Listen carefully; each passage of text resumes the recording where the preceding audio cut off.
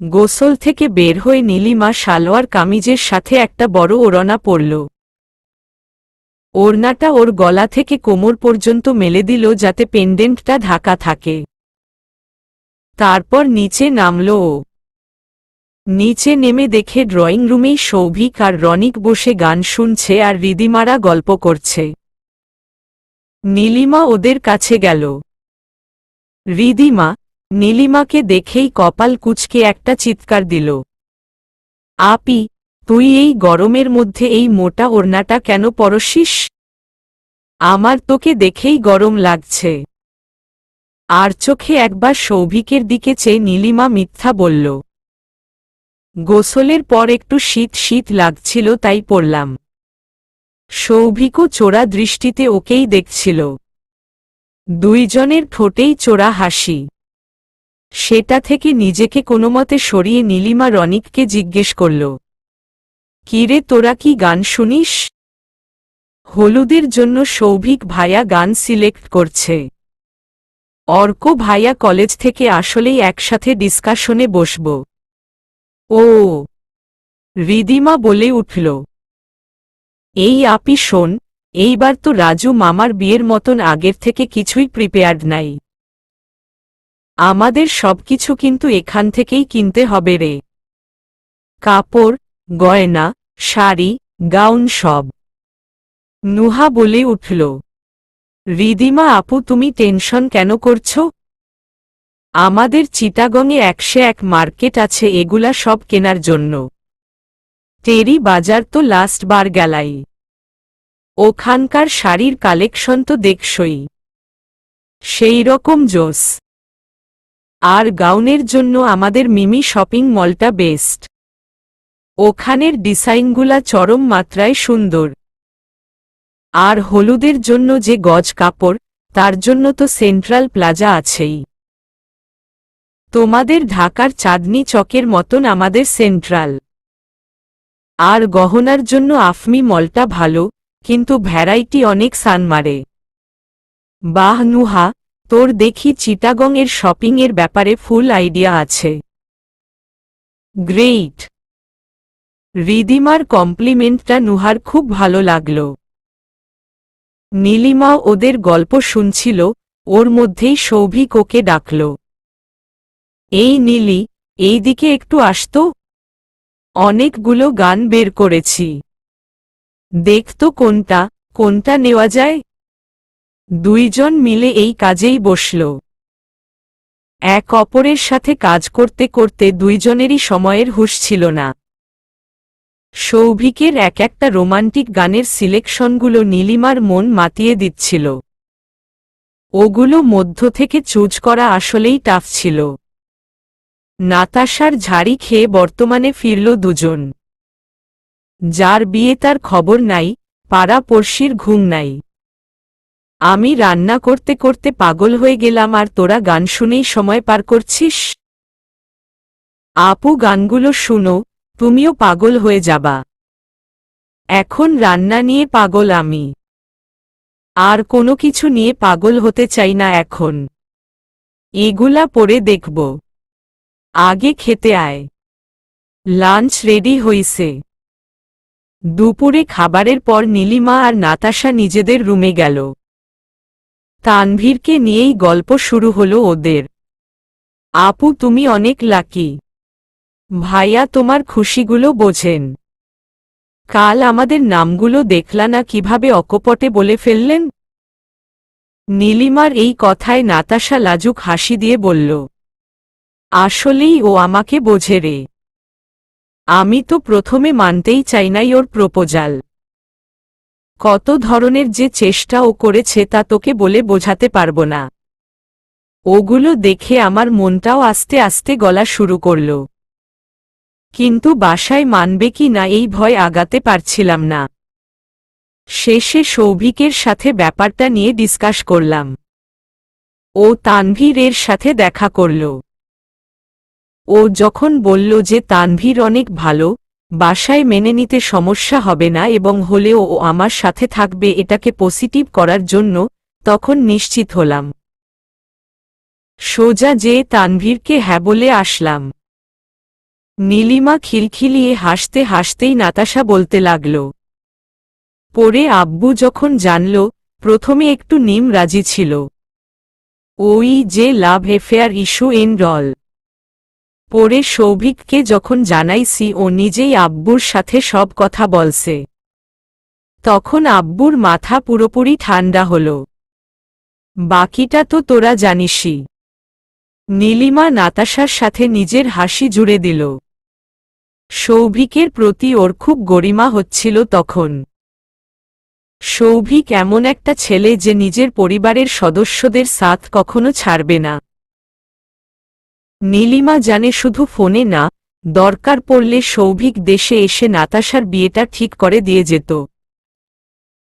নাতাশা এবার কিছুটা এক্সাইটেড হয়ে বলল, আচ্ছা শোন, একটা হট নিউজ আছে। মানে নিউজটা আমি আগেই জানতাম, কিন্তু নাতাশার কথায় বাধা পড়ল যখন নুহা রুমে ঢুকল। আম্মু এসেছে। আবার বিয়ের মিটিং শুরু হবে। সবাইকে নিচে ডাকছে। কথা আর হল না, তখন মেয়েরা নিজেদের গুছিয়ে রুম থেকে বের হল। নীলিমা নিচে নামতে নামতেই শায়লার কথা শুনতে পেল। এই মানুষটা কাজ করতে করতে একদিন মরবে দেখিস তোরা। কত করে বললাম নিজের অ্যাকাউন্টেন্টকে পাঠাও, কানেই নিল না আমার কথা। বলে সে নাকি না গেলে প্রবলেম সলভ হবে না। বললাম, মরলে তো তুমি ছাড়াই সব সলভ হবে। তখন কবরের ভেতর থেকে কি করবা তুমি? হাসিস না আমার কথায়, বুঝলি? আমি তোদের দুলাভাইকে নিয়ে অনেক অশান্তিতে আছি।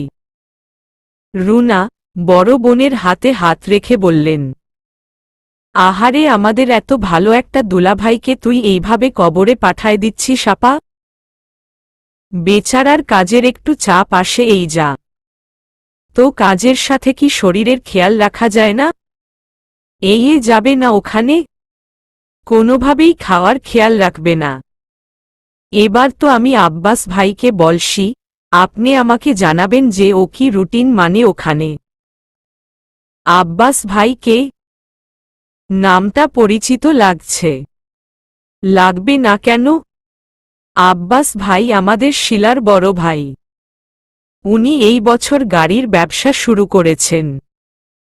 এইবার উনিও যাচ্ছেন জাপান তোর দুলাভাইয়ের সাথে। ও আচ্ছা, তাহলে তো ভালোই, পরিবারের কেউ তো আছে। আচ্ছা শোন, দুলাভাই যেই কয়দিন নাই, তুই আর বাসায় যাইস না। এখানেই থেকে যা বড়পা। শায়লা একেবারেই রাজি হচ্ছিল না প্রথমে, পরে নাতাশার আম্মার ঝাড়িতে তাকে থাকতেই হল। নীলিমা ততক্ষণে ড্রয়িং রুমে এসে দাঁড়িয়েছে। সৌভিক ওর পেছনে যে কানের পাশে ফিসফিস করে বলল, এইবার কি হবে তোমার মিস নীলি? এখন তো আমি এই বাসাতেই থাকব রাত দিন। লাজে মাথা নোয়ায় নীলিমা। ওর খুশি আর নার্ভাসনেস একসাথে ফিল হচ্ছিল সেই সময়ে। কিভাবে সৌভিককে বোঝাবে ও যে সৌভিক ওর আশপাশে যখন থাকে, ও সেই প্রত্যেকটা মুহূর্তকে অনেক বেশি ভালোবাসে। শায়লা সবাইকে বিয়ের লিস্ট নিয়ে বসতে বললেন। সকালে যা যা কথা হয়েছে সেগুলা আবার বলা হল। হলুদের ব্যাপারে শায়লা বড় মামির সাথে শাড়ি পরবেন বললেন। আর বিয়ের শপিং কালকে থেকেই শুরু হবে তাও ঠিক হল।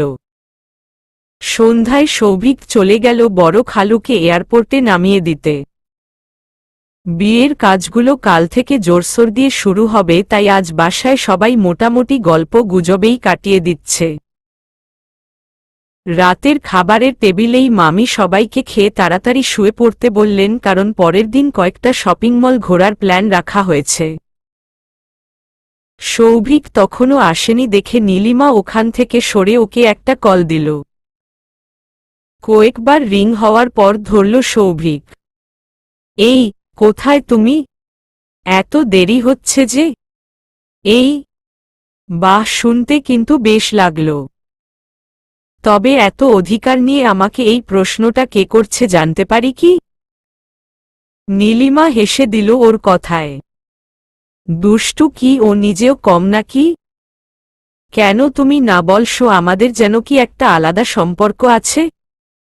সেই অধিকারেই করছি। ওহো, আমাদের সম্পর্কটা এখন ক্লিয়ার তাহলে তোমার কাছে? নীলিমা কপট রাগ দেখালো তখন। এই শোনো, তোমার ফাইজলামি এখন রাখো তো। আর বলো, আসতে দেরি হবে নাকি আরও?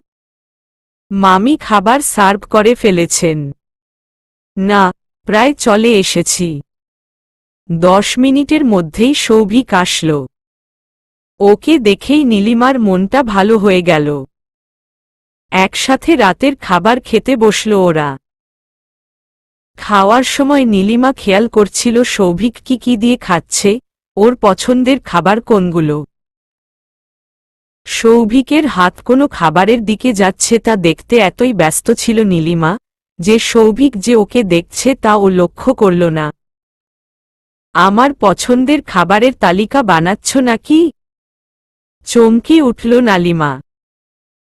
সেই ছেলেটাকে নিয়ে এই এক সমস্যা, নীলিমার কোনো কিছুই ওর চোখ এড়ায় না। এত তাকাও কেন তুমি? খাও তো। চাপা ঝাড়ি মারল নীলিমা। সৌভিকও সেই আদুরে ঝাড়ি খেয়ে লক্ষ্মী ছেলের মতন খাওয়ায় মন দিল। রাত একটু বাড়তেই সবাই শুইতে যাওয়ার প্রিপারেশন নিল। হঠাৎ নীলিমার ঘুম ভাঙল মোবাইলের রিংটোনে। মেসেঞ্জারে একটা মেসেজ এসেছে। ফোনটা হাতে নিয়ে দেখল 2টা বাজে। এই সময় কে মেসেজ দিবে ওকে? স্ক্রিন ওপেন করে দেখল সৌভিকের মেসেজ। তাই তো, এই বান্দা ছাড়া ওকে এই সময় মেসেজ দেওয়ার কেউ নাই। মেসেজটা ওপেন করল ও। ঘুমিয়ে গেছ? হ্যাঁ, কিন্তু উঠে পড়োসি। ডিস্টার্ব করলাম? আরে না, বলো। একটু ছাদে আসবা? নীলিমা ঝট করে তাকালো আবার মেসেজটার দিকে। ও কি ভুল দেখল? এত রাতে ছাদে আসব? তোর সমস্যা কই? ভয় পাও নাকি রাতের বেলা? না। তাহলে? Don't be afraid. আমি আছি তো সাথে। তোমাকে নিয়েই তো ভয়। মনে মনে বলল নীলিমা। মেসেজে লিখল, রাত অনেক হয়ে গেছে। বাদ দাও। সত্যি আসবা না? সৌভিকের পাঠানো ইমোটা খুব মজা লাগল নীলিমার। ইচ্ছা তো ওরও করছে যাওয়ার, সৌভিককে একান্তে কিছু সময় নিজের করে কাছে পাওয়ার। কিন্তু নাতাশা যদি আবার টের পায়? কি করবে বুঝতে পারছিল না নীলিমা। আবার মেসেজ আসার আওয়াজে তাকালো। থাক, বাদ দাও তাহলে। Good night. এই দাঁড়াও, আসছি। নীলিমা নিঃশব্দে খাট থেকে নামল। পা টিপে টিপে রুম থেকে বের হল। সৌভিক তখন সিঁড়ি দিয়ে উঠছে। নীলিমার কাছে এসে মনোমুগ্ধকর এক হাসি দিল। এত রাতে এভাবে দুজন সিঁড়ির ঘরে চিন্তা করেই নীলিমার অদ্ভুত অনুভূতি হচ্ছিল। ততক্ষণে ওর হাতটা নিজের হাতে নিয়ে বাকি সিঁড়িগুলো উঠতে লেগে গিয়েছে সৌভিক। ছাদে এসে নীলিমা রাতের সৌন্দর্যে পুরা মুগ্ধ হয়ে গেল। আকাশটা একদম স্পষ্ট, তারার চাদরে সম্পূর্ণ রূপে ঢাকা। আর চাঁদটা এত সুন্দর আলো ছড়াচ্ছে যে এই অন্ধকারেও আশপাশ আলোকিত হয়ে আছে। সৌভিক নীলিমাকে নিজের কাছে নিয়ে বলল, তোমাকে আজকের রাতটা দেখাতে নিয়ে এলাম। কি সুন্দর না? আব্বুকে এয়ারপোর্টে নামিয়ে নেভাল রোড ধরে আসার সময় দেখছি এই দৃশ্য। তখনই ইচ্ছা করছিল তোমাকে দেখাতে। তাই বাসায় আসতে আসতেই চিন্তা করলাম রাতে তোমাকে ছাদে নিয়ে আসব। আসলেই সুন্দর রাতটা। চাঁদটা কি জ্বলজ্বল করছে দেখছো? হমম। আচ্ছা, তুমি কি জানো চাঁদের নিজের যে কোনো আলো নেই? সে সূর্যের থেকে আলো ধার করে? পড়েছিলাম মনে হয়। আর এটা কি জানো, সূর্য হল সবচেয়ে ছোট তারা। সূর্য পৃথিবীর সবচেয়ে কাছে থাকে বলে এত বড় লাগে। তাহলে চিন্তা করো বাকি তারাগুলো কত দূরে আমাদের থেকে। নীলিমার এবার কিছুটা বিরক্ত হল।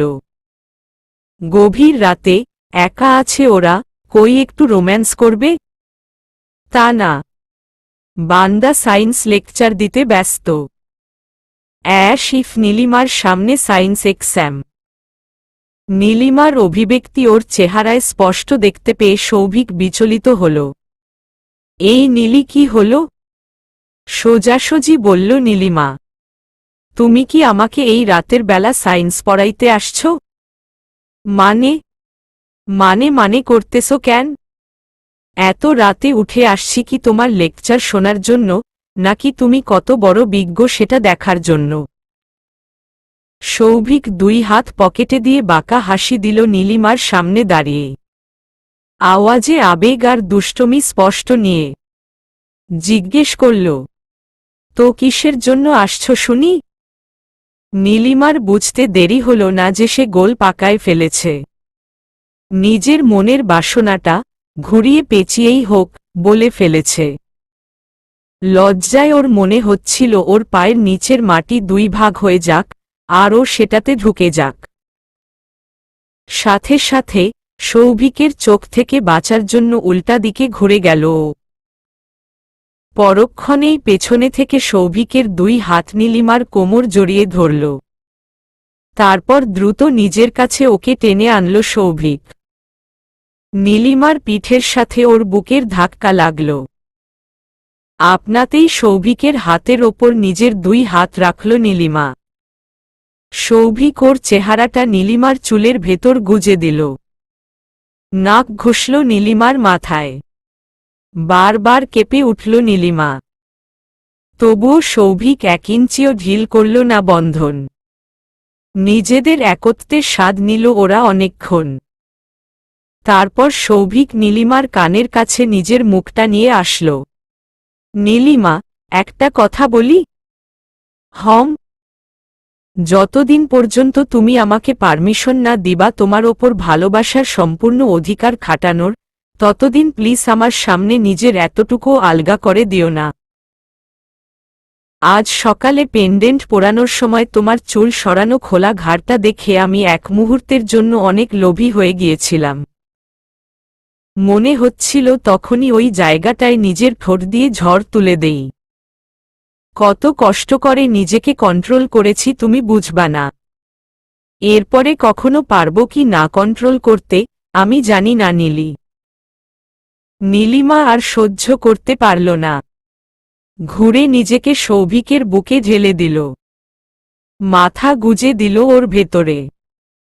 সামনে থেকে নিজের দুহাত পেছনে দিয়ে সৌভিককে আঁকড়ে ধরল। সৌভিকও নিজের আলিঙ্গনে বেঁধে ফেলল নীলিমাকে।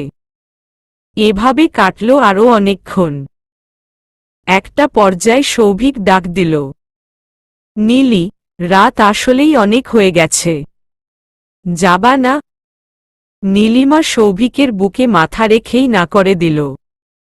সৌভিক হাসল, আমার নীলিমার ঘুমাতে হবে না? কাল তো অনেক কাজ। আচ্ছা ঘুমাবো, আগে একটা গান শোনাও, তারপর যাব। এই সময় গান? আমার গিটারটাও তো সাথে নেই। খালি গলাতেই গাও। খুব রোমান্টিক একটা গান গাও, শুধু আমাকে নিয়ে। তোমাকে ছাড়া আর কারো জন্য গাওয়ার সাধ্য আছে আমার? হমম। গান ধরল সৌভিক। যদি ইচ্ছে করে শুনতে পার আমার এই গান। সারাটি রাত একাকী বসে। যদি ইচ্ছে করে আঁকতে পারো আমার ছবি তোমার মনের ক্যানভাসে। মনের অভিমানগুলো হারিয়ে যাক আজ আকাশে। পুরনো সেই দিনগুলো আসুক নতুন হয়ে। নিয়ে যাব আমি তোমায় নীল আকাশে। স্বপ্নগুলো ভাসবে তোমার মেঘের সাথে। নিয়ে যাব আমি তোমায় সুরের ভুবনে। ইচ্ছেগুলো আসবে নতুন গান হয়ে। যদি তুমি বলো গানটি অর্থহীন ব্যান্ডের একটা মনমাতানো সুন্দর গান। এটা অরিজিনালি গেয়েছেন সুমন। যদি তুমি বলো। যদি শুধু তুমি বলো। গানটা শেষ হওয়ার পরও সেটার রেশ কাটল না দুজনের মাঝ থেকে। সৌভিকের গলায় এমনিতেই গান মানায়, তার ওপর যদি সেই গান নীলিমাকে চিন্তা করেই গাওয়া হয় তাহলে নীলিমার আর কি লাগে। ওর কোনোভাবেই ইচ্ছা করছিল না এই মুহূর্তটা শেষ করে দিতে। রাত যদি নাই পার হতো আজ। সৌভিকের হাত ঘড়িতে রাত ৩টা বাজার শব্দ হল। নীলিমা এবার ছেড়ে দিল সৌভিককে। ছাদ ছেড়ে নিচে নেমে আসলো ওরা। নাতাশার রুমের সামনে নীলিমাকে রেখে যাবার সময় ওর কপালে একটা চুমু দিয়ে দিল সৌভিক। আমার তরফ থেকে গুড নাইট কিস। কানাডায় দেখতাম গার্লফ্রেন্ড বয়ফ্রেন্ডরা একে অপরকে দিত, তবে ওদেরটা অবশ্য কপালে হতো না বলে মুচকি হাসল সৌভিক। নীলিমা মাথা নিচু করে হেসে দিল। সৌভিক নিচে নেমে যাওয়ার পর আস্তে করে রুমের দরজা খুলল নীলিমা। পা টিপে টিপে খাটের কাছে এসে শুয়ে পড়ল ও। বাকিটা রাত সৌভিককে নিয়ে সুন্দর স্বপ্ন দেখতে দেখতেই কাটিয়ে দিল। সকালে উঠে নাতাশা বলল, কালকে রাতে তোকে খাটে পেলাম না একবার। নীলিমার তো আত্মার খাঁচার পাখি উড়ার অবস্থা। কেন আপু, ছিলামতো তোমার পাশেই। কি জানি, ঘুমের মাঝে মনে হলো তোর জায়গাটা খালি। ও আচ্ছা, আমি একটু ওয়াশরুমে গিয়েছিলাম। মনে হয় ওই সময় তুমি পাও নাই। হতে পারে। আচ্ছা চল নিচে যাই। নীলিমা হাফ ছেড়ে বাঁচল। নিচে বড়দের সাথে নাস্তা রেডি করাই ব্যস্ত হয়ে পড়ল নীলিমা আর নাতাশা। এইদিকে বাকিরাও আস্তে আস্তে চলে আসলো টেবিলে। সৌভিকের সাথে শুধু একবার চোখাচোখি হল নীলিমার। সবাই আসলেও রিদিমার খবর নাই। নিচে নামেনি এখনো। পারভিন নীলিমাকে বললেন উপর থেকে ওকে ডেকে আনতে। উপরে উঠে নীলিমা দেখে রিদিমা যেই রুমে থাকছে তার দরজা বন্ধ। নক করতে যাবে এই মুহূর্তে ভেতর থেকে হাসির আওয়াজ শোনা গেল। রিদিমা কারো সাথে খিলখিল করে হাসছে আর কথা বলছে ফোনে। কিউরিওসিটিতে নীলিমা কান পাতল দরজায়। রিদিমা হাসছে আর বলছে, তুমি পারো এইসব বলতে। ফোনে আছো বলে বেঁচে গেছি। সামনাসামনি থাকলে মরেই যেতাম। ওপাশ থেকে উত্তর আসছে। আবার রিদিমা বলল, উফ, তোনয় অনেক বেশি বেশি হয়ে যাচ্ছে কিন্তু। আমি আর সারাদিন ফোন দিব না কিন্তু। এখন রাখো প্লিজ, সবাই নাস্তা করতে নিচে চলে গেছে। এই সময় নীলিমা ধাক্কা দিল দরজায়। এই রিদি। সাথে সাথেই যেন রিদিমা কেঁপে উঠল। তো নয়, নীলিমা আপি চলে আসছে। আমি এখন যাই। বাই। এক মুহূর্ত পর রিদিমা দরজা খুলল। নীলিমা ফোনালাপ নিয়ে সরাসরি কোনো প্রশ্ন করল না ওকে। কিরে নিচে খেতে আসছিস না কেন? সরি, একটু দেরি হয়ে গেছে। চল চল যাই। নিচে নেমে রিদিমা সবার সাথে নরমালি খেতে বসে পড়লেও নীলিমা একটু বিচলিত ছিল ওকে নিয়ে। এই তোনয়টা কে? কিছুক্ষণ পরেই মনে পড়ল, তোনয় তো শিলা মামির বড় বোনের ছেলের নাম। এই তোনয় সে না তো? আর রিদিমার কথা বলার ঢং দেখে তো নরমাল সম্পর্ক মনে হয়নি এদের মাঝে। কি হচ্ছে আসলে জানতে হবে নীলিমার। এই নিয়ে নাতাশার সাথে কথা বলবে ও ঠিক করল। নাস্তা খেয়ে মামি সবাইকে রেডি হয়ে যেতে বললেন। সকাল সকাল গেলে মার্কেটে ভিড় কম হবে। আগের বারের মতন এবারও সৌভিককে ওদের সাথে মার্কেটে যাওয়ার জন্য বলা হলো, কিন্তু সৌভিক বলল ওর কিছু বন্ধুদের সাথে কাজ আছে, ও সেখানে যাবে। নীলিমার কথাটা শুনেই রাগ লাগল। সৌভিককে সবার সামনে কিছু না বলতে পারায় মেসেজ লিখল ও। আগে তো আমাকে খুব নিজের রঙে রাঙাতে ইচ্ছা হতো। এর জন্য চ্যালেঞ্জ করে আমার জন্য লেহেঙ্গার কালার চুজ করেছিলা। এখন সম্পর্ক হয়ে গেছে তো, তাই মনে হয় আর কোনো পাত্তা নাই। আজ আমাকে একা শাড়ি কিনতে পাঠিয়ে নিজে বন্ধুদের সাথে আড্ডা মারতে যাচ্ছেন। সৌভিকের মোবাইলে টুং শব্দ হল। মেসেজ ওপেন করে পড়ল ও। মোবাইলের দিকে তাকিয়ে মুচকি হেসে তারপর নীলিমাকে দেখল। নীলিমা তো রেগে ভম। সৌভিক জোরে জোরে মামিকে বলল, মামি, চলো তোমাদের মার্কেটে নামিয়ে দেই। তারপর জলদি কাজ গুছিয়ে ওখানেই চলে আসব। তখন তোমাদের সাথেই থাকব, ওকে? নীলিমার এটা শুনে ঠোঁটে একটু হাসি ফুটল। রেডি হতে চলে গেল ও। বাইরে গরম প্রচুর। খুব মোটা কাপড় অথবা ওড়না পরা যাবে না, কিন্তু আবার পেন্ডেন্টটাও ঢাকতে হবে। কি করা যায়? অনেক খুঁজে একটা লাল শিফনের ওপর কাজ করা ওড়না আছে, সেটার কামিজটা পরল নীলিমা।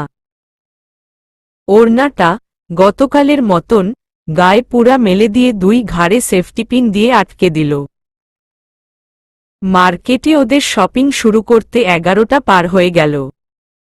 অনেকগুলো দোকান ঘুরে ঘুরে মা খালারা নিজেদের পছন্দের শাড়ি দেখছেন। এইদিকে রিদিমা, নুহারাও এমন শাড়ি খুঁজছে যেটা একই ধরনের মধ্যে কয়েকটা কালার পাওয়া যায়। নীলিমা একটু দূরে থাকাতে নাতাশা জিজ্ঞেস করল, নীলিমা, শাড়ি চুজ কর আপু। আপু, দেখছি কিন্তু পছন্দ হচ্ছে না তো। রিদিমা সামনে থেকে বলল, গতবারের মতন এবারও আসলে সৌভিক ভাইয়ার থাকা উচিত ছিল। তাহলে আপিকে শাড়ি চুজ করে দিতে পারত। নীলিমাও আসলে এই কারণেই কিছু দেখছিল না।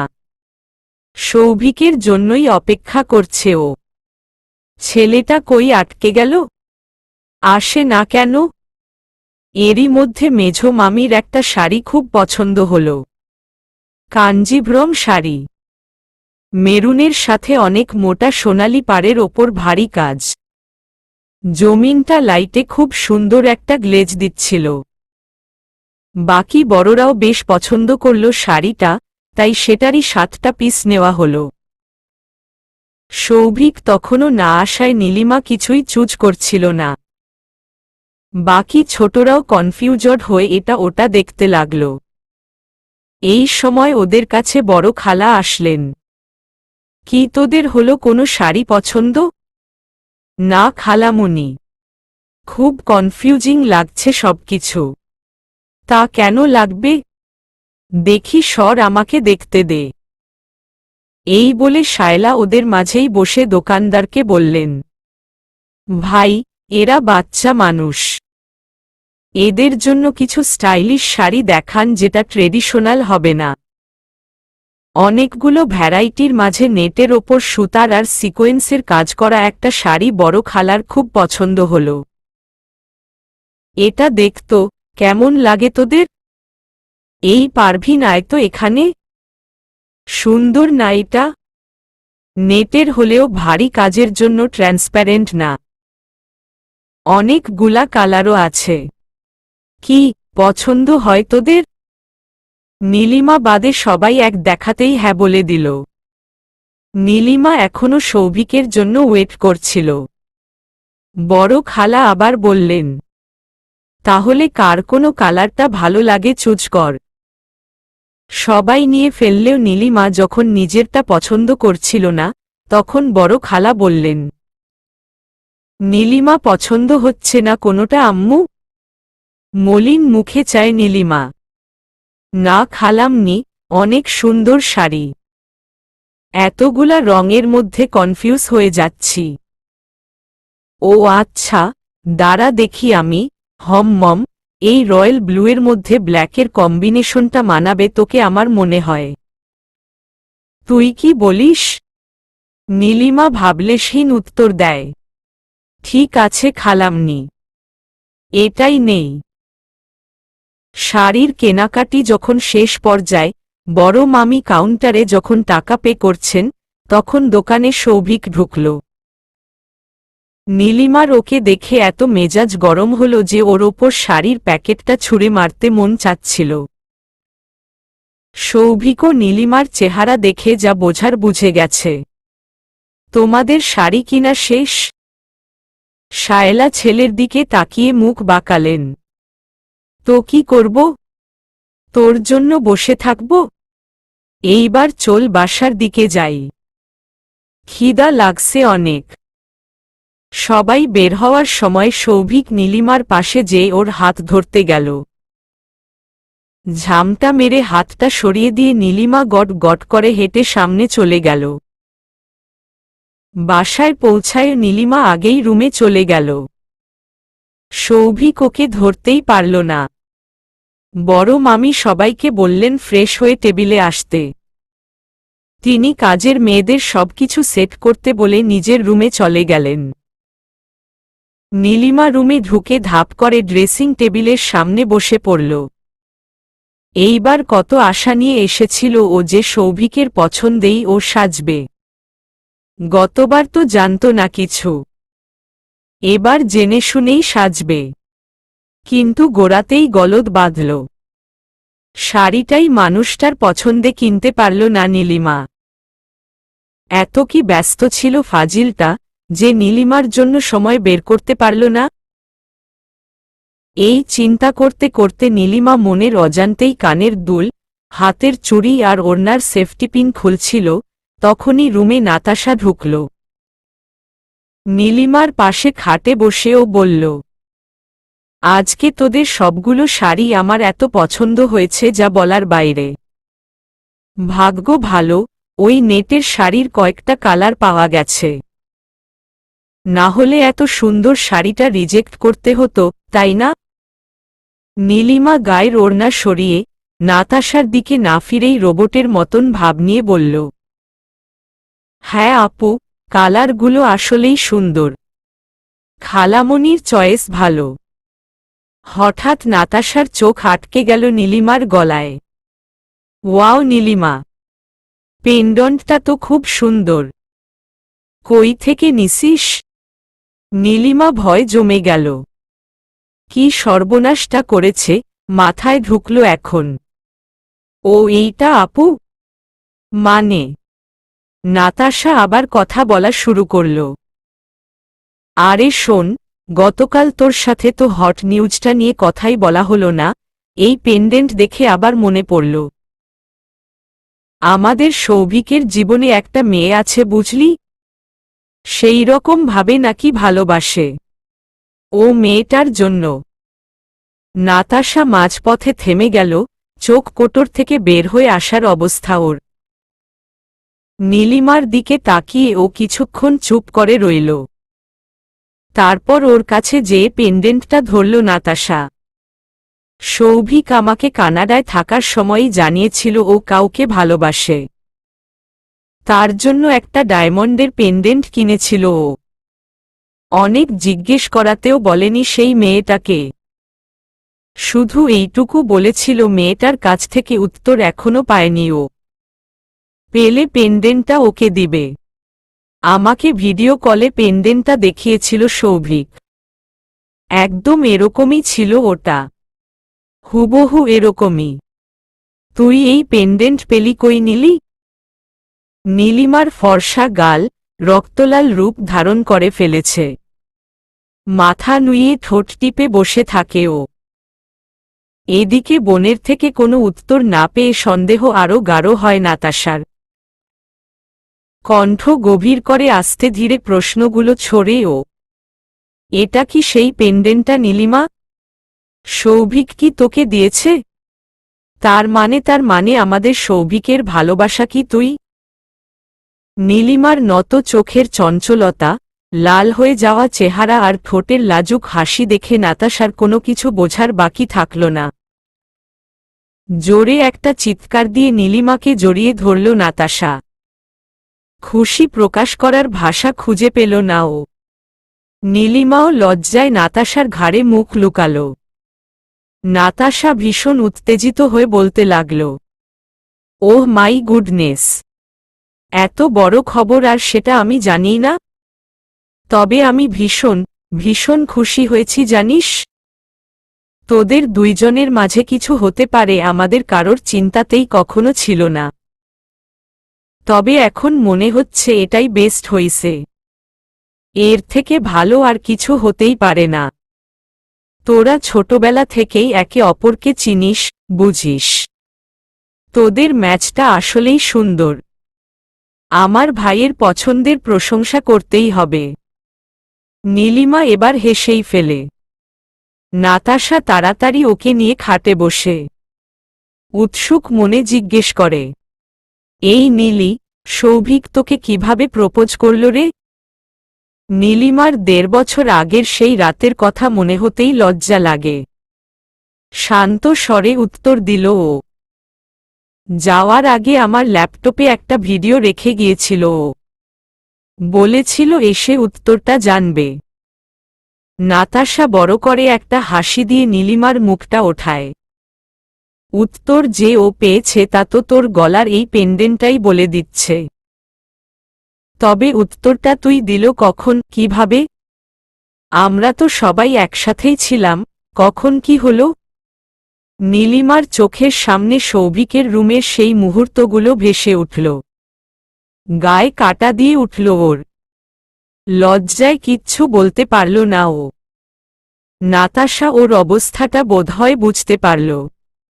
মুচকি হেসে নীলিমাকে জড়িয়ে ধরল। থাক, আর লজ্জা পাওয়ার দরকার নাই। তোরা একে অপরকে সব বলছিস, এটাই এনাফ। তবে গাধাটা আসার পর আমাকে কিছুই জানায় নাই। আমিও এই বিয়ে নিয়ে এত ব্যস্ত যে ওর সাথে কথাই বলা হয় নাই এই নিয়ে। দাঁড়া, এখনই খবর নিচ্ছি ওর। এই বলে নাতাশা সৌভিককে ফোন দিল। হ্যালো, কই তুই? একটু ওপরে, আমার রুমে আয় তো। একটু আর্জেন্ট কাজ আসে। কিছুক্ষণ পরে দরজায় টোকা পড়ল। নাতাশা আওয়াজ দেওয়াতে সৌভিক ভেতরে ঢুকল। নীলিমা তো লজ্জায় নাতাশার পেছনে দাঁড়ানো। বলো আপু, কি আর্জেন্ট দরকার? এই দিকে আয় তো। সৌভিক কাছে আসতেই নাতাশা ওর কান চেপে ধরল। আরে রে রে, কি করছো আপু? ব্যথা লাগছে তো? ব্যথা লাগাই উচিত। আমার কাছ থেকে এত বড় কথা গোপন রাখলি কিভাবে? নীলিমার গলার পেন্ডেন্টটা চোখে না পড়লে তো আমি কিছু জানতামই না। এইবার সৌভিক বুঝতে পারল ব্যাপারটা। লাজুক একটা হাসি দিয়ে মাথার চুল চুলকাতে চুলকাতে চুপ করে দাঁড়িয়ে রইল ও। নাতাশা সেখানেই থেমে নেই। ঘুরে পেছনে থেকে নীলিমাকে টেনে সৌভিকের পাশে দাঁড় করাল। আর মিস নীলিমা, আমাকে খুব বলছিলেন যে আমি ডুবে ডুবে জল খেয়ে নাকি কাউকে কিছু জানাই নাই, আর আপনারা দুইজন যে আমাদের নাকের নিচে দিয়ে সাঁতার কেটে বেরিয়েছেন তার কি হবে? নীলিমা আর সৌভিক চরম লজ্জা পেয়ে কিছুই বলতে পারল না। দুইজনের একই বেহাল অবস্থা দেখে নাতাশা এবার হেসে দিল। দুইজনের কাঁধে হাত রেখেই বলল, আমি অনেক খুশি হইছি এই খবরে। নীলিমার থেকে ভালো আমার এই ভাইটাকে কেউ বুঝবে না। আর নীলিমা আমাদের ঘরের মেয়ে যে এখন ঘরেই থেকে যাবে। বাহ, আর কি লাগে? আচ্ছা তোরা আরেকটু কাছাকাছি দাঁড়াতো, তোদেরকে একটু দেখি। এবার নীলিমা মাথা তুলে অভিমানী কণ্ঠে বলল, আমি ওর পাশে দাঁড়াব না। নাতাশা অবাক। কেন, কি হইছে? যার আমাকে সময় দেওয়ার মতন সময় নাই তার সাথে আমার কোনো স্বার্থ নাই। সৌভিক নিজের প্রেয়সীর অভিমান ঠিকই বুঝতে পারছে, তাই সরাসরি বলল, নীলি, রিয়েলি সরি। আমি সত্যি মার্কেটে আসতে চেয়েছিলাম আগেই। কাজে আটকা পড়ে গিয়েছিলাম, সো টাইম মতন পৌঁছাতে পারি নাই। নীলিমা যখন তাও রাগ করে থাকল তখন সৌভিক হাল ছেড়ে দিয়ে নাতাশাকে বলল, আপু, তুমি ওকে একটু বোঝাও না প্লিজ। নাতাশা দুষ্টু হাসি দিয়ে এতক্ষণ নিজের ছোট দুই ভাই বোনের খুনসুটি দেখছিল। এবার চটপট বলল ও, তোর বউ, তুই বোঝা। আমি তোদের মধ্যে নাই রে ভাই। আমি নিচে গেলাম, কিছুক্ষণ সময় দিচ্ছি। মন কোষাকষি শেষ হলে নিচে নেমে আসিস দুইজন। এই বলে নাতাশা বের হয়ে দরজাটা বাইরে থেকে বন্ধ করে দিয়ে গেল। নাতাশার মুখে বউ শব্দটা শুনে সৌভিক আর নীলিমা দুজনই চমকে গিয়েছিল। এখন পর্যন্ত নিজেরাও একে অপরকে এটা ডাকেনি ওরা। নাতাশা বের হয়ে যাওয়ার পর সৌভিক নীলিমার কাছে গেল। অন্য পাশে মুখ ফেরানো নীলিমার পেছনে থেকে দুই বাহু ধরে অপরাধীর সুরে বলল, আমি আসলেই অনেক সরি। বিশ্বাস করো, যখন যেয়ে দেখলাম তোমাদের শপিং শেষ হয়ে গেছে, আমি খুব কষ্ট পাচ্ছিলাম। তোমার মতন আমারও ইচ্ছা ছিল তোমার শাড়িটা চুজ করে দেওয়ার, কিন্তু ভাগ্য দিল না সেই চান্স। প্লিজ এবার মাফ করে দাও। এখনো তো আরও কাপড় কেনার আছে। বাকি সবগুলাতে আমি থাকব তোমার সাথে। এখন একটু হাসো প্লিজ। নীলিমার একটু মাথা ঠান্ডা হল, হাসি ফুটল মুখে। আচ্ছা বাদ দাও, শাড়ি যেটা কেনা হইছে সেটা এমনিতেও আমার খুব পছন্দ হইছে, তবে গাউন কেনার সময় থাকবা কিন্তু, প্রমিস। এই বলে নীলিমা হেসে চলে যাচ্ছিল, সৌভিক যেতে দিল না। গাড় করল বাহুবন্ধন। আপু কি বলে গেল তা শুনলা তো? কি? বউ? তুমি আমার বউ নীলিমা? নীলিমা লজ্জায় আর থাকতে পারল না, এক দৌড়ে রুম থেকে বের হয়ে গেল ও। নীলিমা নেমে আসার কিছুক্ষণ পরে সৌভিক নামল। নাতাশার সাথে চোখের ইশারায় বুঝিয়ে দিল যে সব ঠিক হয়েছে। দুপুরের খাবার পরে বড় মামি, খালা, মামিদের আর নীলিমাদের নিয়ে নিজের রুমে গেলেন নাতাশার বিয়ের গহনা দেখানোর জন্য।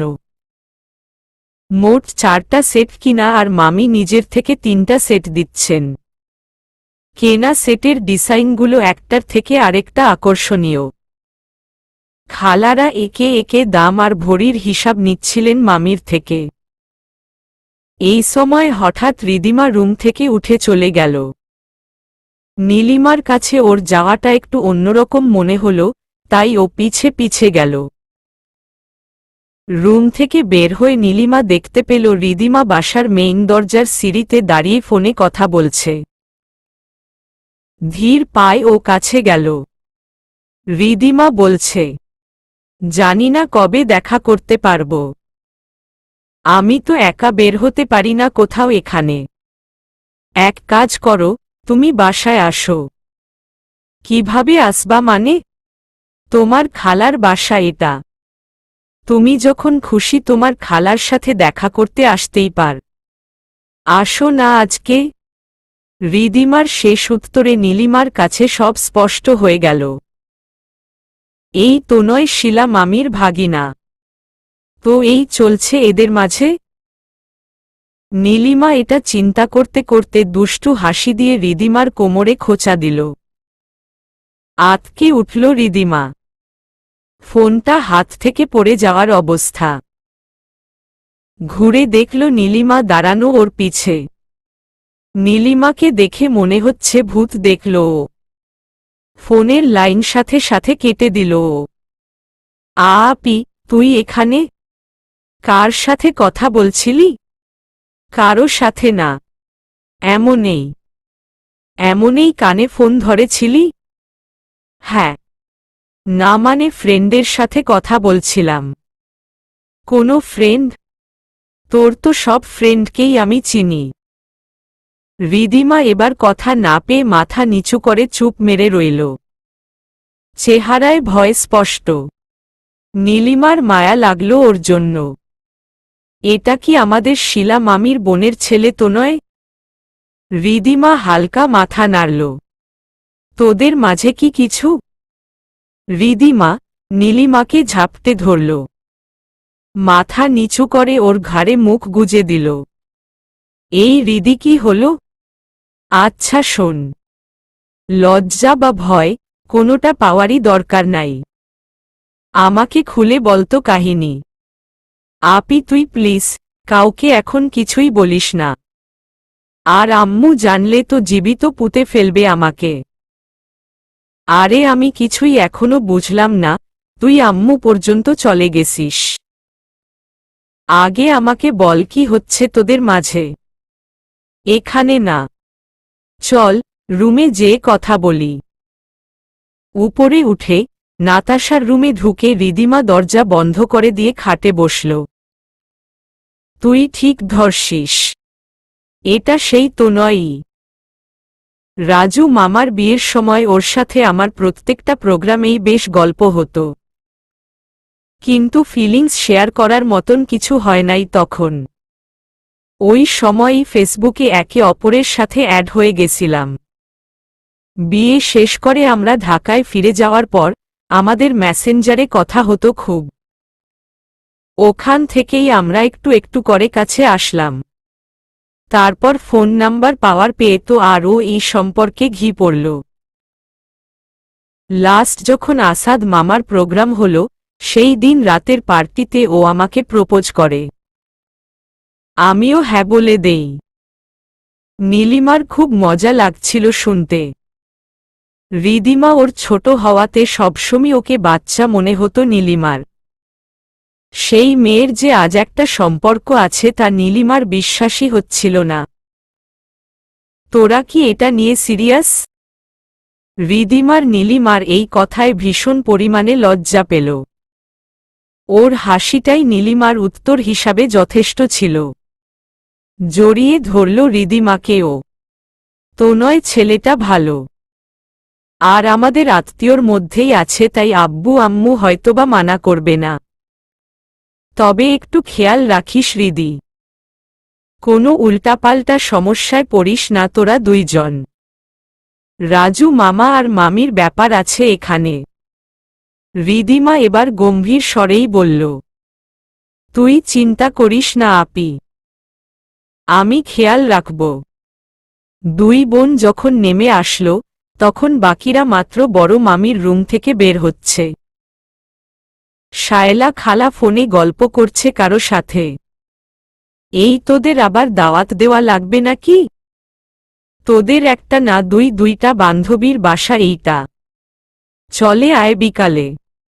আমারটা জাপান গেছে, এখন এই বাসাতেই আসি, জইমে আড্ডা দিব। হ্যাঁ হ্যাঁ পারভিন, রুনাও আসছে। আয় আয় তাড়াতাড়ি। রাখলাম। বড় মামি আর বড় খালা ইউনিভার্সিটি লাইফের বন্ধু। বাকিদের বুঝতে অসুবিধা হলো না যে তাদের বান্ধবীরাই আসছে বিকালে।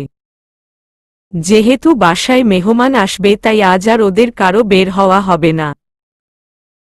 তাই বিকালে নীলিমারা প্ল্যান করল বাগানে পিকনিক করবে।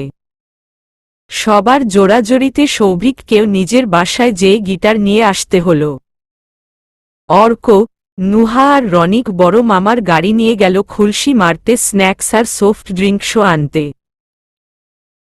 আর নীলিমা, নাতাশা, রিদিমা আর রায়সা বাগানে সব ঠিকঠাক করতে লাগল। আসরের আজানের পর ওরা একসাথে হল। শিলা মামি আর টুম্পা মামিও ওদের সাথে যোগ দিল ন। নাতাশা সবাইকে বলল, তোদের মনে আছে ছোটবেলায় যখন ভেকেশনে আমরা সবাই এক হতাম, তখন এই বাগানেই কতগুলো খেলা খেলতাম। কানামাছি, লুকাচুরি, বরফ পানি, ফুল টোপকা। জানো ছোট চাচি, লুকোচুরি খেলার সময় আমাদের নালিমার লুকানোর জায়গা ফিক্সড থাকত ওই আম গাছের পেছনে। নাতাশা, রিদিমা আর অর্ক একসাথে বলে উঠল। নীলিমা মুচকি হেসে সৌভিকের দিকে তাকাল। অপলক সৌভিক নীলিমাকে দেখছে।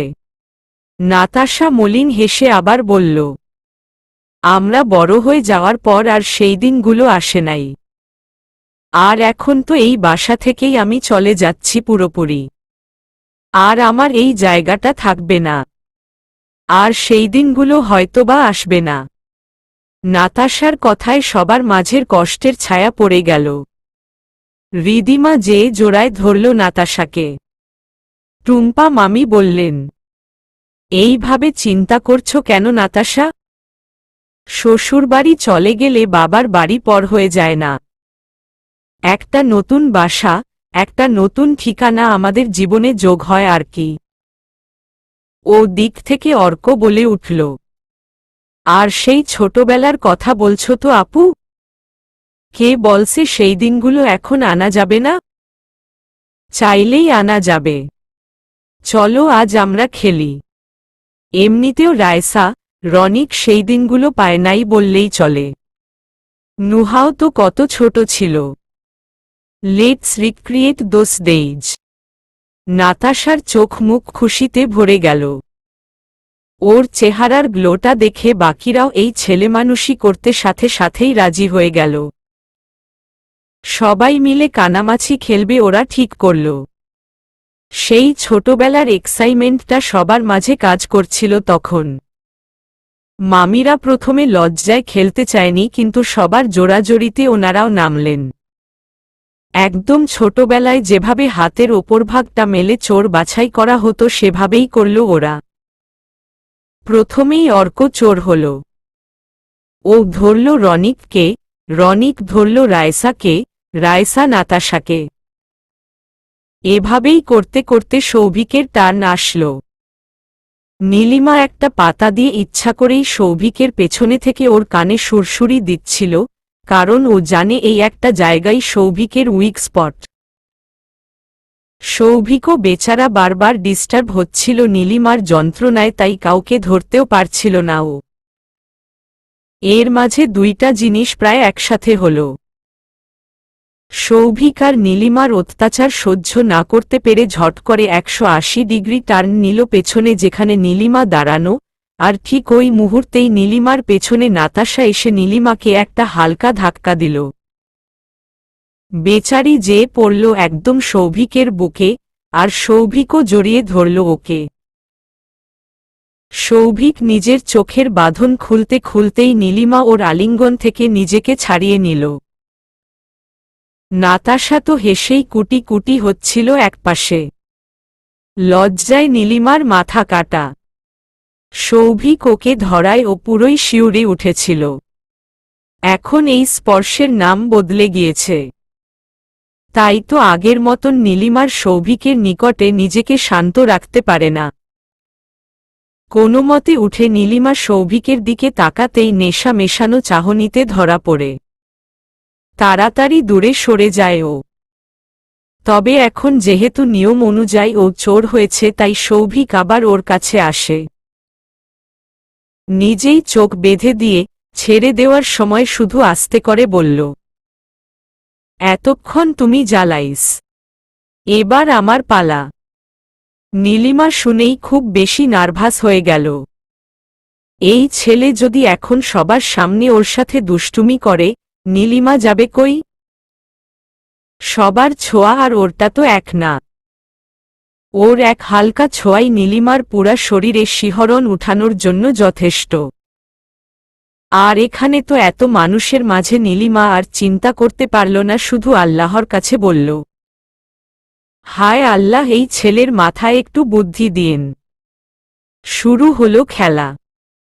সৌভিকের ছোঁয়া এই 2 দিনেই নীলিমা বুঝে গেছে, তাই ও নিজেকে একটু এলার্ট রাখল, তবে কারোর ছোঁয়াই সৌভিকের মতন লাগছিল না। সৌভিকের আওয়াজ পেলেও নীলিমার খুব কাছে যে ও নেই তা বুঝতে নীলিমার সমস্যা হল না। একসময় নীলিমা রিদিমাকে ধরে ফেলল। চোখের বাঁধন খুলে ও সৌভিকের দিকে তাকাল। দেখল সৌভিক একটু দূরে দাঁড়ানো। বোঝাই যাচ্ছে ছেলেটা ওর কাছেও আসেনি। মনে মনে হাফ ছেড়ে বাঁচলেও নীলিমা গট গট করে ওর সামনে যেয়ে দাঁড়ায়। খুব আসছে আমাকে ডিস্টার্ব করতে। কিছুই করতে পারলা না দেখছো? ইচ্ছা করে করি নাই বুঝছ? একবার চিন্তা করছিলাম আমাকে ডিস্টার্ব করার রিভেঞ্জ নিবি, পড়ে চিন্তা করলাম নিজের বউই তো।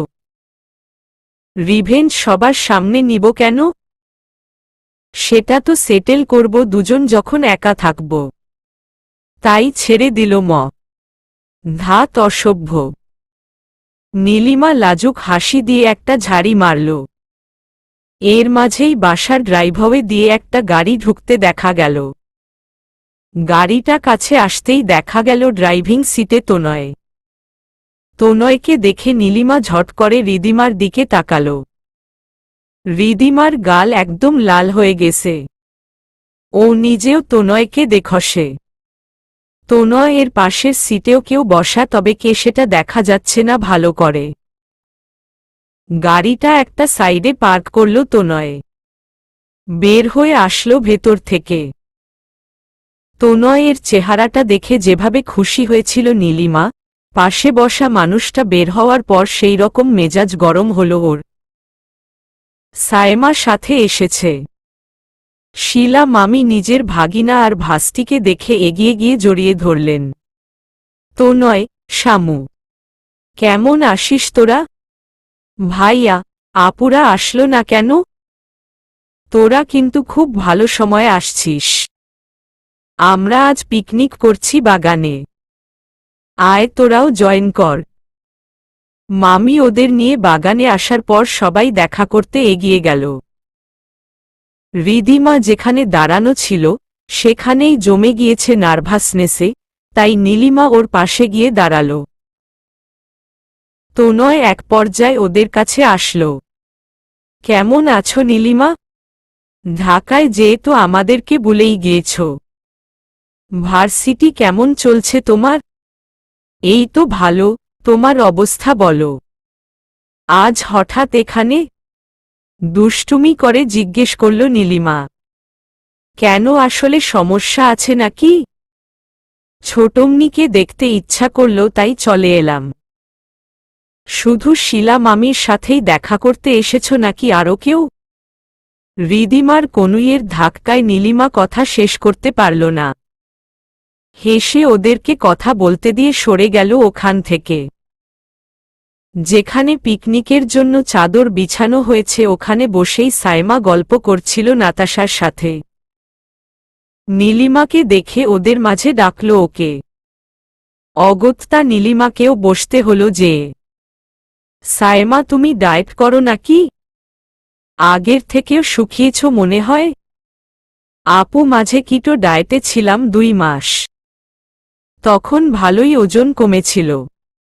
নীলিমা সায়েমাকে ভালো করে দেখছিল। স্লিভলেস একটা সেমি লং কামিজ পরেছে সে। গলার সাথে ওড়নাটা স্কার্ফের মতন পেঁচিয়ে রেখেছে। চুলের স্টাইল থেকে নিয়ে মেকআপ সবকিছুই মেয়েটার খুব পারফেক্ট হয়, এটা আগেও খেয়াল করেছে নীলিমা। এর মতন মেয়েকে না করা অনেক ছেলের জন্যই অসম্ভব, কিন্তু সৌভিক না করে নীলিমার কাছে এসেছে। নীলিমার এই চিন্তাটাই তখন মনে ধরল। সায়েমা এসে সৌভিকের সাথে কোনো কথা বলেনি। সৌভিকও তেমন আগ্রহ দেখায়নি, শুধু এসে কেমন আছো বলে সরে গেছে। এরই মাঝে রাজু মামাও চলে আসলেন আর ওদেরকে জয়েন করলেন। বিকালের নাস্তার ফাঁকে গানের আসর বসল।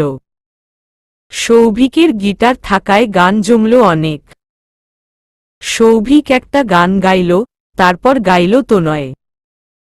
মামা বললেন এখন কোনো মেয়েকে গেতে হবে। অমনি নাতাশা নীলিমাকে গাইতে বলল। আপু, আমি গান পারি না এখন। কি উল্টাপাল্টা কথা বলিস? ছোটবেলা থেকেই তুই গান শিখিস, এখন পারবি না কেন? শিখি না, শিখতাম। ক্লাস 10-এর পর তো ছেড়ে দিল এখন আর তেমন রেওয়াজ হয় না। এখানে তোকে কোনো কম্পিটিশনে নাম দিতে বলছে না কেউ। প্লিজ বোন, এরকম করিস কেন? কিছুদিন পর তো চলেই যাচ্ছি, আর তো এভাবে বলবো না তোকে। গেয়ে দে না। নাতাশার ব্ল্যাকমেইলের সামনে নীলিমাকে হার মানতেই হল। আচ্ছা বলো কোনটা গাব? রিদিমা ওদিক দিয়ে বলে উঠল। ওই যে আপি, শ্রেয়া ঘোষালের নতুন একটা গান বের হয়েছে না? ওই যে পরিণীতা মুভির ওই গানটা গা। নীলিমা একটু ইতস্তত হয়ে বলল, ওইটা ভালো করে পারি না। কি বলিস? বাসায় তো সারাক্ষণই এই গান গুনগুনিয়েছিস, এখন মিথ্যা বলছিস কেন? গা তো। নীলিমা সৌভিকের দিকে তাকালো একবার, তারপর গানটা কণ্ঠে তুলল। প্রাণ দিতে চাই, মন দিতে চাই, সবটুকু ধ্যান সারাক্ষণ দিতে চাই তোমাকে, ও তোমাকে। স্বপ্ন সাজাই, নিজেকে হারাই, দুটি নিয়ানে রোজ নিয়ে শুতে যাই তোমাকে, ও তোমাকে। জেনেও তোমার আখি চুপ করে থাকে, রোজ দুই ফোঁটা যেন আরো ভালো লাগে। গানে, অভিসারে, চাই শুধু বারে বারে তোমাকে, ও তোমাকে। যেদিন কানে কানে সব বলবো তোমাকে, বুকের মাঝে ঝাপটে জড়িয়ে ধরব তোমাকে। পথ চেয়ে রই, দেরি করো না যতই, আর ভোলা যাবে না জীবনে কখনোই তোমাকে, ও তোমাকে।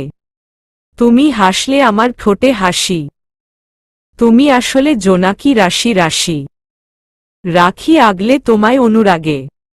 বলো কিভাবে বোঝাই ভালোবাসি, সব চিঠি সব কল্পনা জুড়ে রং মিশে যায় রুক্ষ দুপুরে, সেই রং দিয়ে তোমাকেই আঁকি।